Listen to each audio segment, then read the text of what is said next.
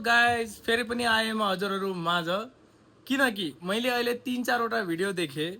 म खासै भिडियो बनाउन अहिले रुचाउँदैन के, पहिला चाहिँ हुन्थ्यो है, अहिले चाहिँ रुचाउँदैन। तर म फेसबुक हेर्छु के, जुन बेला न्युज हेर्छु त्यतिखेर खुन गरम भएर आउँछ के।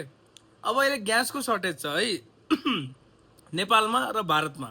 र नेपालमा यस्ता मान्छेहरू रहेछन् जुन त्यसैको बिजनेस बनाइरहेछन् के है, जनताको दुःख, जनताको पीडा, जनताको कष्टलाई बिजनेस बनाइरहेछन्। त्यस्तो हुँदैन है। यदि तपाईलाई पैसा कमाउनु छ भने जुन पनि तपाईँ बिजनेसम्यान हुनुहुन्छ, ठुलो भन्दा ठुलो बिजनेसम्यान, तपाईलाई चुनौती छ मेरो। यदि सक्नुहुन्छ भने मलाई पर्सनली मेसेज गर्नु होला र मसँग पर्सनल कुरा गर्नु होला। केही छ भने त्यसलाई बिजनेस बनाउने हैन, जनतालाई बरु सक्नुहुन्छ भने सहुलियत गर्नुहोस्। कसरी हुन्छ सजिलो सुविधा, आफूले पेट्रोल सकिदा पेट्रोलको थुम्बा लगाएर हैन, टन्न पेट्रोल राखेर अनि पैसा बढी लगाएर बेच्ने। ग्यास नहुँदा ग्यासको टन्न राखेर भित्र चाहिँ पुरा डिमान्ड जति छ त्यो भन्दा पनि बढी राखेर आफ्नो गोदाममा फिल गरेर अनि बल्ल पैसा बढाएर बेच्ने। त्यस्तो गर्नेलाई खबरदारी छ है त। अहिले चाहिँ रासोपाको सरकार छ, रासोपाले जितेको छ। यो म ध्यान आकर्षण गराउन चाहन्छु रासोपालाई।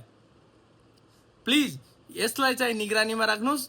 मलाई दुःख छैन, म त बाहिर छु, तर नेपालमा जो पनि पीडित जनता छन्, धनीको कुरा हैन, गरिब जो मध्यवर्ग भन्दा तल छन् र जसलाई समस्या भइरहेछ, जसले केही पनि पाएको छैन, उसले ग्यासै पनि पाइरहेको छैन भनेपछि यो रासपा आएर र घन्टीका उम्मेदवारहरू आएर के फाइदा। त्यसैले प्लिज यसलाई केयर गर्नु होला र जसले पनि यदि स्टक राखेर बेच्दैन र बढी पैसामा बेचिरहेछ भने त्यसलाई तुरन्त कारबाही होस्, सकेसम्म ठुलो भन्दा ठुलो कारबाही होस्। जनता सबैलाई म भन्न चाहन्छु, यदि मेरो केही यसमा टिप्पणी कमी छ र मैले केही थप्नुपर्ने कुराहरू छ भने प्लिज कमेन्टमा भन्नु होला। म नेक्स्ट भिडियोमा पुरा परिपक्व भएर आउनेछु र तपाईहरुको बोलीलाई ठुलो आवाजले सबै सामु पुर्याउनेछु। थ्यांक यू सो मच, धन्यवाद।